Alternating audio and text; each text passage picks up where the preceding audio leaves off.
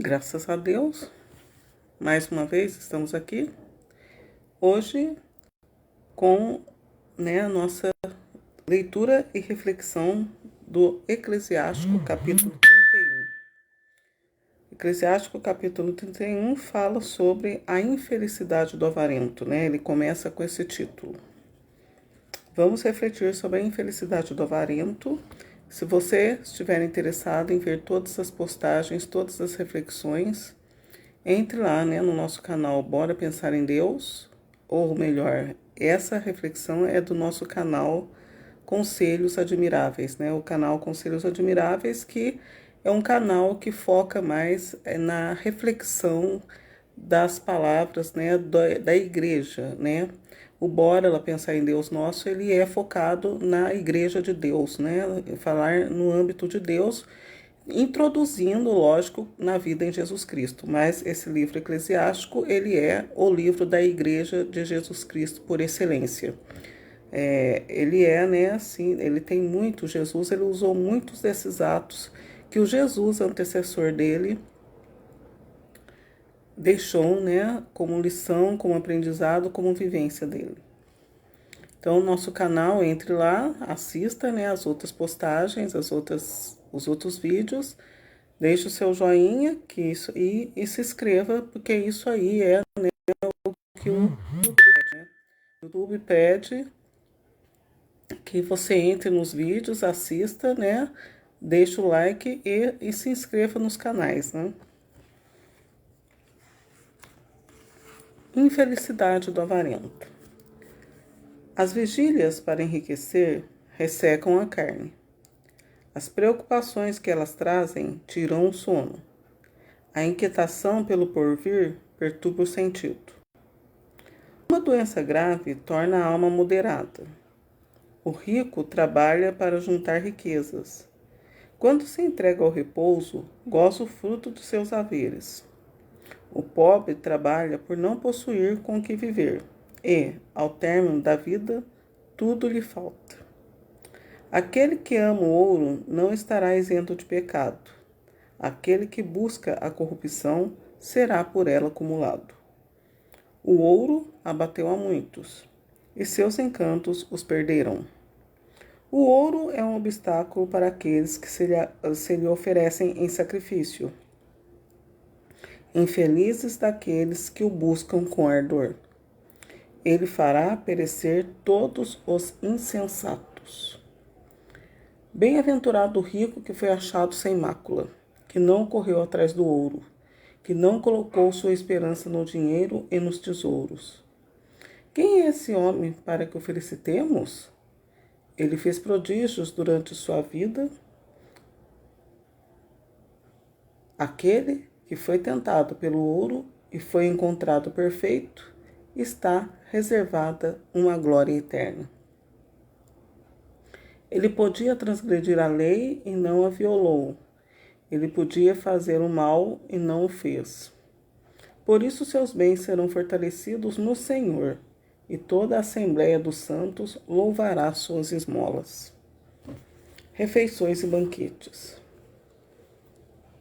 Se estiveres sentado a uma mesa bem abastecida, não comeces abrindo a boca.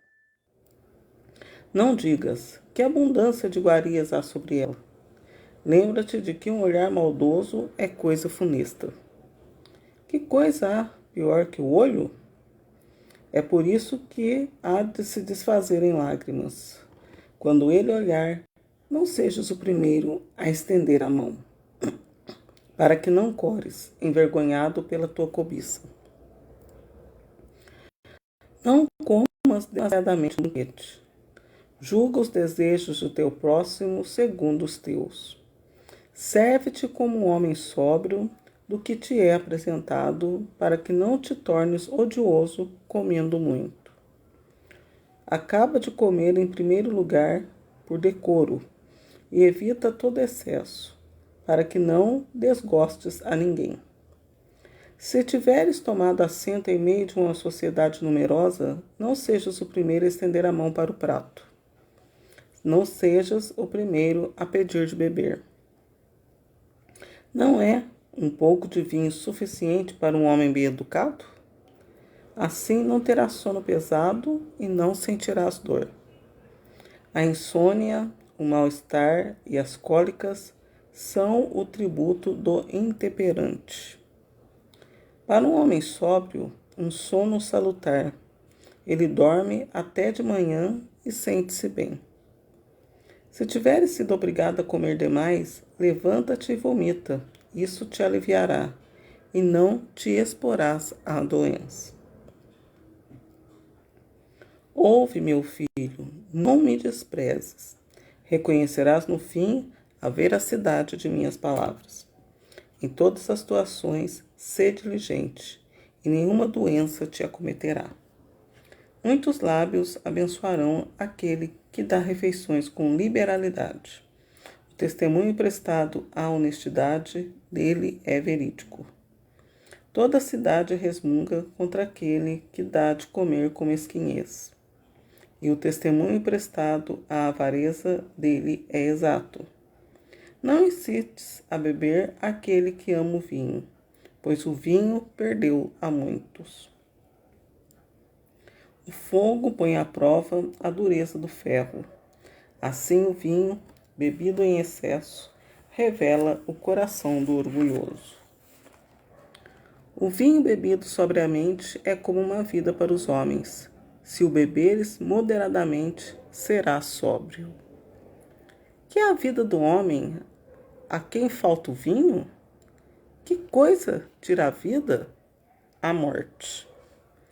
No princípio, o vinho foi criado para a alegria e não para a embriaguez. O vinho, bebido moderadamente, é a alegria da alma e do coração. A sobriedade no beber é a saúde da alma e do corpo. O excesso na bebida causa irritação, cólera e numerosas catástrofes. O vinho bebido em demasia é a aflição da alma. A embriaguez inspira a ousadia e faz pecar o insensato. Abafa as forças e causa feridas. Não repreendas o próximo durante uma refeição regada a vinho. Não o trates com desprezo enquanto ele se entrega à alegria. Não lhe faças censuras. Não o atormentes, reclamando o que te é devido.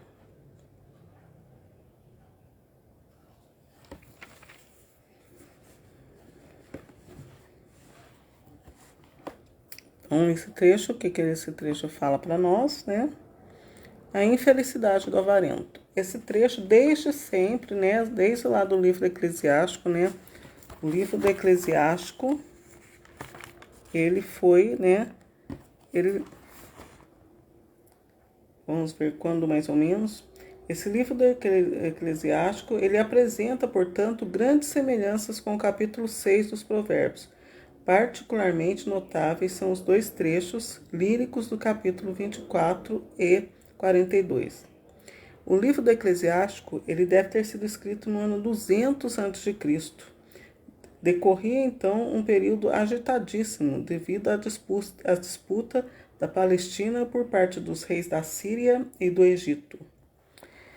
Então, gente, esse livro do Eclesiástico, ele é um livro de 200 anos antes, né, de Jesus. Então, esse Eclesiástico, ele já era um descendente fortíssimo de Jesus, né? Ele já estava, né, faltando pouco tempo para Jesus vir, né? Ele foi um dos últimos servos de Jesus. Tanto é que o nome dele é Jesus também, né? E é interessante que a igreja, né, que as pessoas, se formos cronometrar o tempo que talvez falte para o mundo acabar, esse livro do Eclesiástico, ele tem uma força muito grande nos ensinamentos de Jesus, pois mais ou menos é o que se acredita que está faltando para o descanso, né, temporal de Deus, né, o descanso aqui no tempo, né, de ser visto aqui pelos que estiverem na época, na ocasião, de verem o descanso de Deus, né. Então, o livro do Eclesiástico, essa passagem aqui que fala sobre a infelicidade do avarento, né, é muito importante também. Todo o livro do Eclesiástico, ele serve a Jesus, e depois que serviu Jesus, como, né, Jesus é a primícia dos que morreram, né, primícia dos que ressuscitaram. Então, como somos, né, seguidos de Jesus, esse livro também ele nos serve, né? Não como serviu Jesus, porque Jesus veio cumpri-lo, né? E com perfeição, esse profeta aqui, ele foi servo de Jesus, né? E Jesus foi a voz desse profeta, né? Porque Jesus, quando se rezam ladainhas, ele é, né, considerado a voz dos profetas, né? Porque os profetas falaram e ninguém escutou, né? Ninguém deu crédito, né? As pessoas, até ele fala lá para os saduceus, para os fariseus, que eles mataram os profetas, né? Que falavam por Deus, né? Palavras de Deus, e eles matavam os profetas, né? Jesus, ele acusa, né? Na parte que ele faz as acusações, os fariseus, aos mestres da lei, aos doutores da lei, ele os acusa, né, desse pecado, né? E então ele é a voz dos profetas. Jesus, ele veio dar a voz, né, voz definitiva àquilo que ele, né, na pessoa de Deus, já havia anunciado pelos profetas, né? Não, os profetas não levaram crédito, então ele veio pessoalmente, né, como Jesus em sua humanidade, ser o derradeiro profeta, né, aquele profeta que servindo, mas no último dia, no dia do juízo, iria cobrar toda a gratuidade que ele havia, né, exercido para nós, né, toda a gratuidade de serviço, de amor. Então, Jesus, na verdade, não foi gratuito o sacrifício de Jesus, né, foi misericórdia. Gratuidade não é misericórdia, né? Misericórdia é protelar a cobrança de alguma coisa, né? Então, quando a pessoa é misericordiosa, não é dizer que a pessoa não irá cobrar. A pessoa apenas está protelando para o tempo oportuno, né? O tempo que será um tempo que o próprio, né? Quem foi o recebedor, né? Quem foi o premiado com a misericórdia, irá reconhecer que realmente foi uma misericórdia, e se ele souber ter usado da misericórdia, ele, né, não precisará pagar mais nada, né? Se ele souber retribuir a misericórdia que recebe, não lhe será cobrado mais nada e irá, né, gozar juntamente com o misericordioso, né? Porque quem tem misericórdia se importa com o objeto, né, com o indivíduo que foi alvo de sua misericórdia, né? Então, quando se for recíproco, né, misericórdia recebida e a misericórdia oferecida, certamente ambos estarão no lugar da glória, né? E é isso aí, a infelicidade do avarento, né? As vigílias para enriquecer ressecam a carne. Aqui, esse trecho do Eclesiástico, ele cai muito bem, né, lendo lá o livro de Ezequiel, que fala do vale de ossos secos, né? Muito belíssimo, o capítulo 37 do profeta Ezequiel pode ser também, né, um paralelo de estudo juntamente com esse trecho do Eclesiástico também. Lá, o Eclesiástico, o Ezequiel, ele fala sobre os ossos. Aqui, o Eclesiástico fala sobre a carne. Então, não devemos, ainda mais em tempos, como eu já havia falado agora no começo da nossa reflexão, estamos em tempos de fim de mundo. Tudo que está chegando ao fim, se o mundo está chegando ao fim, é porque os recursos estão chegando ao fim também, né? A obra de Deus está chegando no final da destruição, né, do homem, né? O homem já está chegando no ápice da destruição da natureza, no ápice da cólera, né? Como está aqui já dizendo, né? Falando aqui, né, da bebida, né? Que é o motivo de cólera, né? Que muita bebida causa catástrofes, né? Há pessoas que nem comem mais, né? Há pessoas que são movidas pela bebida, né? Aqui, então, é isso, né? Então, é isso que acontece, né? É o que está acontecendo agora. As pessoas correndo atrás de ouro, né? O ouro abateu a muitos, né? E os seus encantos perderam. Então, nada dessas obras, Deus viu que era bom, né? Mas ele não se encantou, ele apenas viu que era bom. E o que significa este viu que era bom, que é lá no Gênesis? Ele viu que a sua obra era uma obra bem feita, né? Ele era o criador, ele viu que a sua obra, né, era perfeita, era boa, né, e agradável. Sua obra era boa, perfeita e agradável. Porém, o ser humano, quando veio aqui, não soube cuidar, não soube dominar. Ele agiu de tal forma que, ao final, será dominado, como já está acontecendo isso, né? Tudo domina o homem, né? Os alimentos, né? Tudo está dominando o homem. Não é o homem mais que domina, né? Então, é isso que tem acontecido. Então, não devemos ser tentados pelo ouro, né? Não, né? A riqueza, principalmente a riqueza fácil, né? Tudo que provém do trabalho árduo, trabalho honesto, né? Enriquecido também pela, né, batalha espiritual do dia a dia, né? Pela batalha, pela entrega do trabalho para, né, o benefício próprio e de outras pessoas. Esse trabalho ele será reconhecido e, né, será fortalecido no Senhor. É versículo 11 disso, né? Por isso seus bens serão fortalecidos no Senhor e toda a Assembleia dos Santos louvará suas esmolas. Então, a Assembleia dos Santos, né? Então,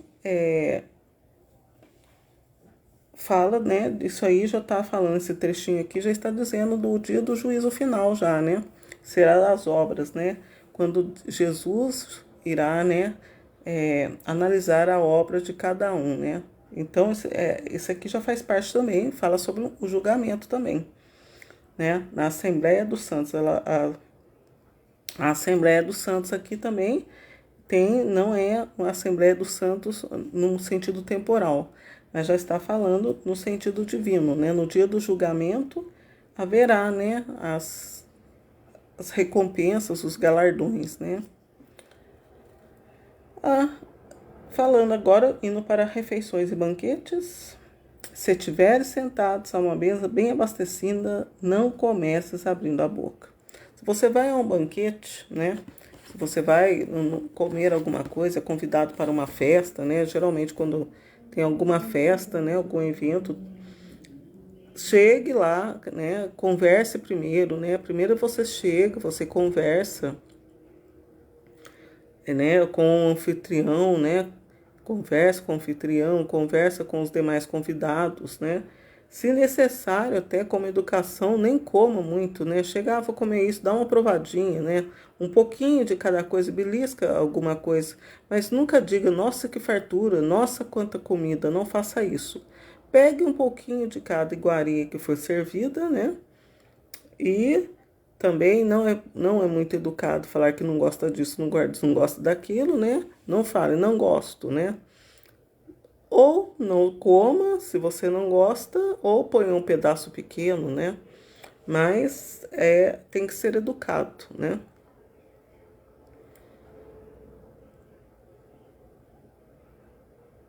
Então, né? E não fique também olhando. Você chega, tem pessoas que quando chega no banquete, a primeira coisa que faz é olhar para a mesa, né? Primeiro você vai, convida, né? Conversa com os anfitriões, com as pessoas e evita de jogar o olho sobre a mesa, né? Que se você olha na mesa, é, infelizmente as pessoas são humanas, né? Vão pensar, oh, a pessoa está morta de fome e não vê a hora de comer, né? Então é isso que se deve fazer. Nunca, né, não sejas o primeiro a comer, né, a estender o prato para pegar alguma coisa. Não seja o primeiro a pôr o copo para uma bebida, né? Espere sempre. Geralmente, né, a educação pede para que o anfitrião seja o primeiro a se alimentar ou seja ele a servir, né? Ele que vai escolher quem será a primeira pessoa a ser servida, né? Então, são as educações que você tem que ter. E isso aí também você já começa fazendo uma penitência já, né, num banquete, né? É, a educação de Deus, né, sempre pede para fazer as penitências, né? Evitar de que, né, às vezes você está com aquela fome, com a vontade de comer, você olha lá para o prato, lá, nossa, esse prato eu gosto dessa comida, mas daí então isso evita, né? E tudo quando é comida, gula, que já falo também um pouquinho da gula, não se pode ser, né? Não se pode cair de boca nem no vinho. O vinho, ele até é saudável. O vinho, quando tomado com moderação, ele é até remédio, né? Uma carta de São Paulo aos, não sei se é a Timóteo, acho que deve ser a Timóteo. Então ele não estava disposto, daí São Paulo escreve para ele, né?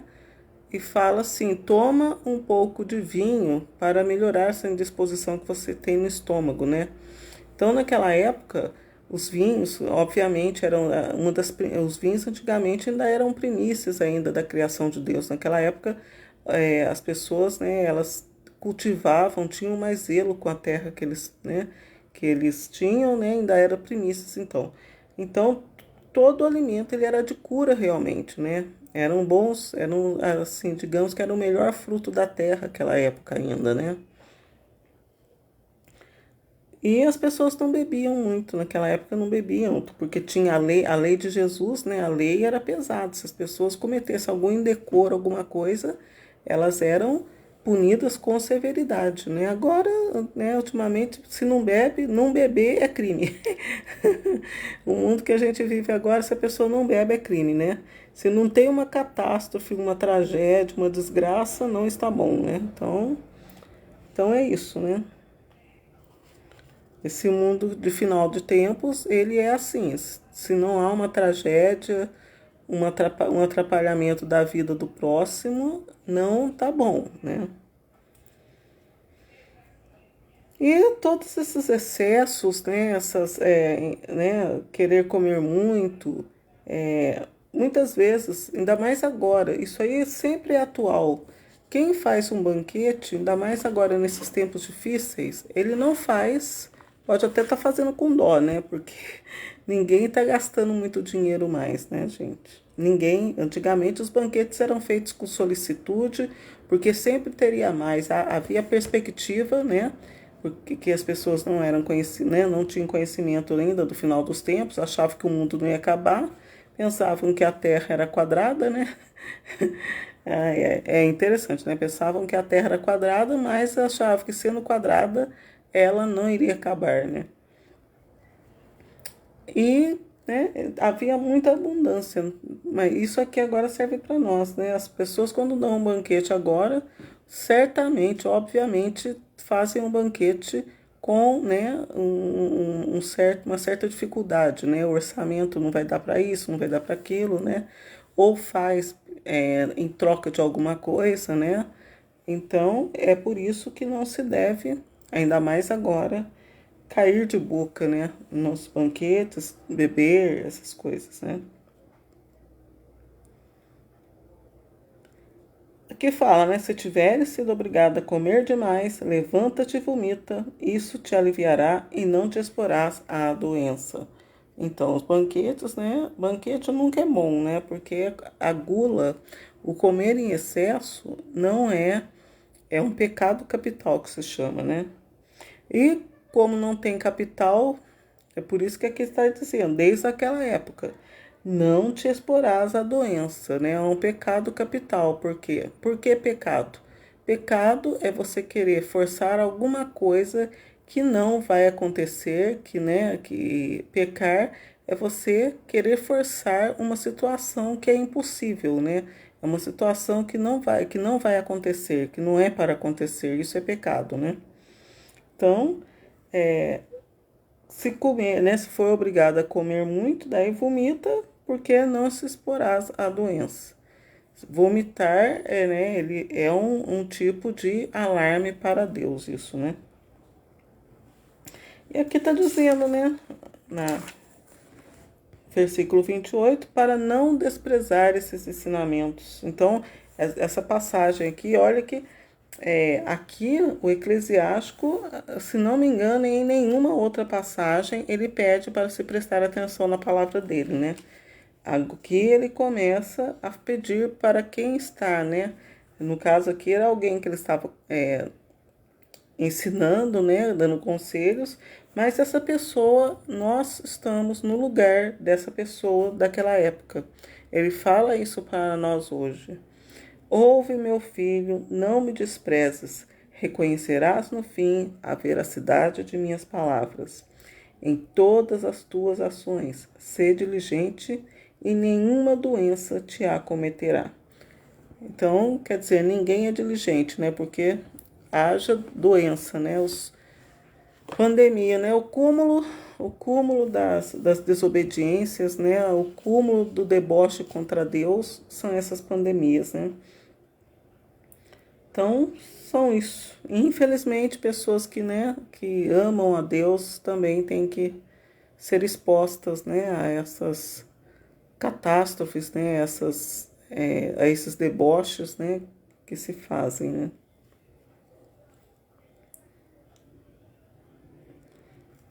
Então, e a comida, como diz, as pessoas, ninguém quer trabalhar, né? Ninguém quer trabalhar e ter a condição de poder, né, ser digno do alimento que tem.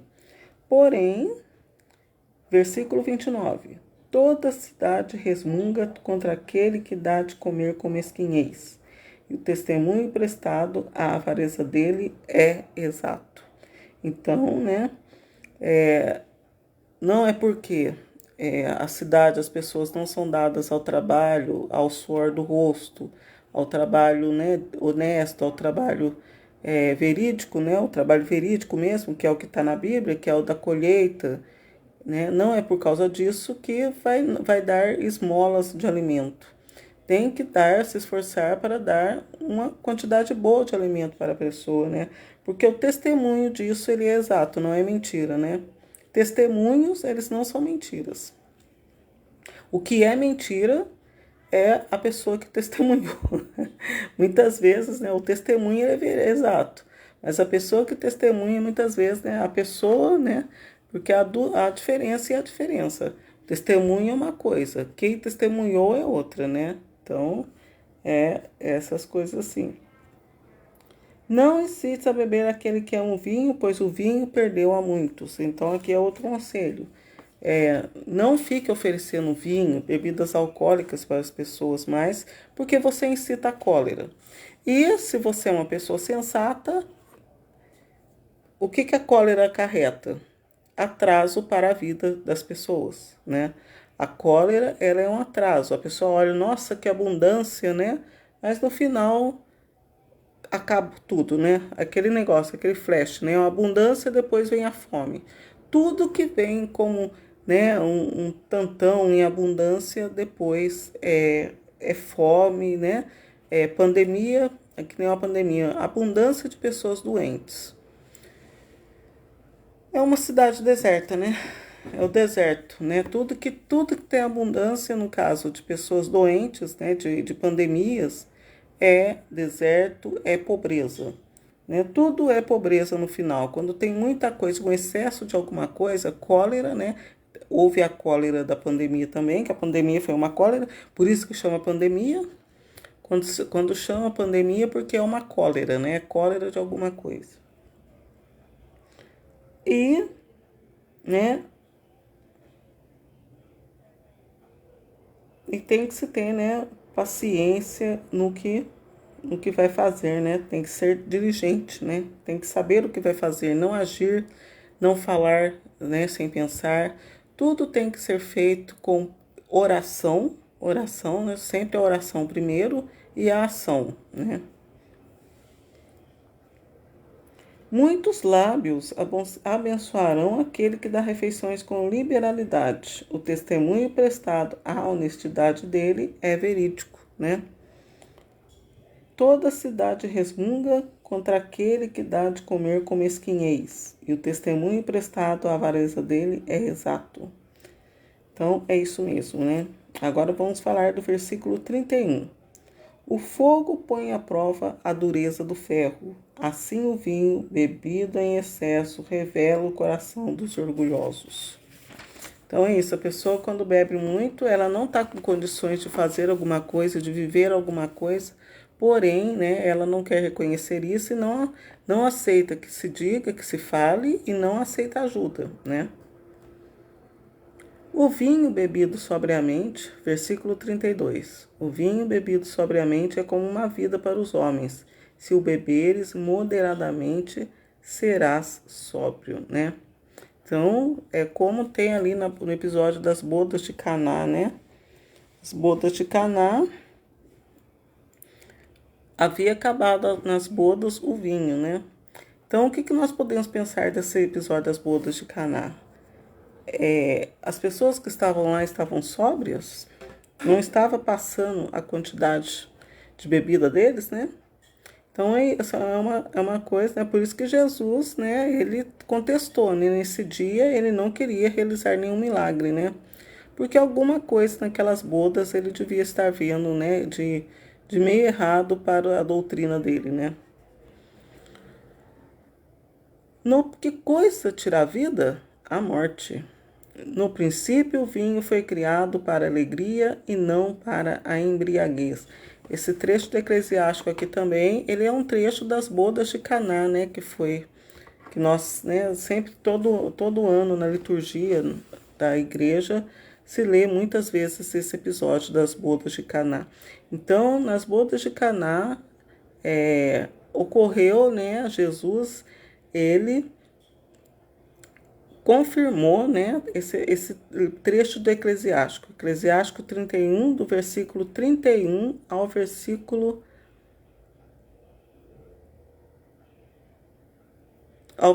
42. Então, do versículo 31 ao versículo 42 é o episódio das bodas de Caná, né? Serviu nesse trecho aqui, as bodas de Caná, elas foram, né, uma vivência desse livro do Eclesiástico também. Então, lê aí versículo 31 ao 42 e depois leia as bodas de Caná, né? O episódio das bodas de Caná, que foi um dos primeiros atos da vida pública de Jesus, né? Logo após Jesus ser batizado, ele com sua mãe e os parentes deles foram convidados a às bodas na cidade de Caná, né? E lá, né, Maria, com solicitude, foi ao casamento e ela percebeu que os noivos lá não tinham mais vinho, né, que acabou o vinho das bodas do casamento. E, né, como lá em Israel a festa demora 7 dias, né, as bodas, porque em Israel, quando se casa, né, os judeus, é um motivo de festa, né, porque o casamento ele tem um significado, né, na lei de Deus. Se a pessoa está casando, é porque lá para eles, né? É porque eles estão sendo objetos ainda da misericórdia de Deus, né? Então, por isso que se leva 7 dias. Lá é festa, né? As bodas, lá em Israel, tudo aquilo que simboliza vida longa, né? No caso, porque daí os parentes eles vão perpetuar, vão ter filhos, descendência, é motivo de festa. Tudo que é vida é motivo de festa lá, né? E aqui Jesus viveu esse episódio, né? Que coisa tira a vida? A morte. Esse que coisa tira a vida, o versículo 34, é aquela parte em que Jesus fala para Maria. Maria, o que, né, mulher, o que eu tenho a ver convosco? O que eu tenho a ver contigo? Minha hora ainda não chegou. A hora seria a hora da morte, né? A hora de estar se preparando para o final, né? Para o desfecho dos atos dele, né? Então, esse trecho também fala. Depois aqui, no princípio, o vinho foi criado para a alegria e não para a embriaguez. Isso aqui também entra na parte, né, da última ceia de Jesus. Então, a última ceia de Jesus, na verdade, não foi a última ceia, foi a primeira ceia, né? Porque é isso mesmo. A última ceia, né? Tem muita gente que quando vê aquele quadro da Santa Ceia, né? Ou quando se ouve falar daquele dia, né? Que Jesus foi né, que ceiou com os apóstolos, né, na quinta-feira antes da Páscoa, né, da sexta-feira da Páscoa. Esse episódio, ele né, é também daqui. Então, quer dizer, a última ceia, ela não foi a última ceia, ela foi a primeira ceia, porque Jesus, quando ceiava com os discípulos, né, estava lá servindo o pão e o vinho, pois ele serviu, né, o pão e o vinho, e declarou que aquilo ali era o verdadeiro alimento, que era o corpo e o sangue dele oferecidos. Nessa ceia aqui, ele, né, falou para os discípulos, na verdade, não beberei mais do fruto da videira, até que ela se complete, né, no reino de Deus. Então, lá sim, né, que as pessoas terão, né, a alegria, a plenas bodas do Cordeiro, né, as núpcias do Cordeiro, né. Então, esse episódio aqui, ele serve às bodas de Caná, né, a sobriedade do beber, a saúde da alma e do corpo, né? Aqui é interessante, né? Então tem que ser sóbrio. Excessos de bebida causa cólera. E Deus, a única cólera aceitável é a cólera de Deus. O único que pode se encolerizar é Deus. Ninguém tem o direito de se encolerizar, somente Deus, né? O excesso de bebida causa irritação, cólera e numerosas catástrofes. Versículo 38. O vinho, bebida em demasia, é a aflição da alma. Por causa disso, né? Porque nós somos corpo, alma e espírito. Nós temos que pedir para Deus, em nome de Jesus, a graça. Pedir não, né? Ser dignos da graça, né? Porque a graça de ter o corpo, a alma e o espírito em sintonia com Deus, na lei de Deus, né? Todos nós, esses três elementos, né, que compõem o nosso ser, que é o corpo, a alma e o espírito, tem que estar em consonância. O corpo, depois do corpo, nossa alma estar em estado de graça, e o espírito em estado de agraciado, né? Então, são intermediários. Se uma coisa não equilibra, as três etapas, nossos três elementos, corpo, alma e espírito, eles não se integram, então estará, né? A alma estará em aflição, né? A embriaguez inspira ousadia e faz pecar o insensato, abafa as forças e causa feridas. Então é por isso, né? É por isso que Maria diz: filho, eles não têm mais alegria, né, nessas bodas, porque a alegria do Senhor é a força, né? Se as pessoas não se deve a força do homem, a força do ser humano não está na força de quebrar uma coisa que é muito dura, né? De ter força para carregar muito peso.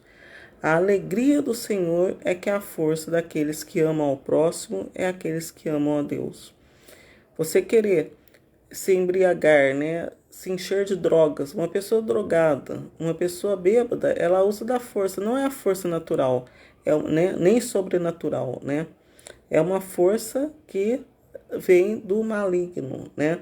Então, por isso que lá, acho que se não me engano, no profeta Jeremias, não sei ao certo, que quando vai se ler, né, a lei lá para o povo, ele diz assim, né, quem leu, vá para suas casas, façam, né, uma refeição boa, comam doces, né, porque a alegria do Senhor será a força de vocês, né. Eles choraram muito, né, foi uma choradeira, porque eles teriam que ter passado por isso, até por um desígnio de Deus, talvez esse desígnio esteja se concretizando nos nossos dias, porque o tempo de Deus não é igual ao nosso, né? Mas a alegria dele ia ser a nossa força. É muito feio, né? É muito feio se usar a força, né, da bebida, a força das drogas, a força da cólera, a força da violência. Isso é uma coisa terrível, né? Uma coisa muito triste que perdoamos porque somos, né, todos pecadores, todos falhos, porém, aquele juiz, o nosso juiz, né, aquele que está acima de todos nós, ele irá pedir, né, prestações de contas sobre tudo isso, né? E quem ama a Deus, quem ama Jesus e quer, né, ter uma vida, a vida verdadeira, né, a verdadeira vida, certamente tem a alegria do Senhor, a força da alegria do Senhor, que ela sobrepuja, né, a força da alegria do Senhor, ela sobrepuja toda a força momentânea, porque tudo aquilo que é força, né, que não é força sobrenatural nem força natural, né, que é uma força, digamos assim,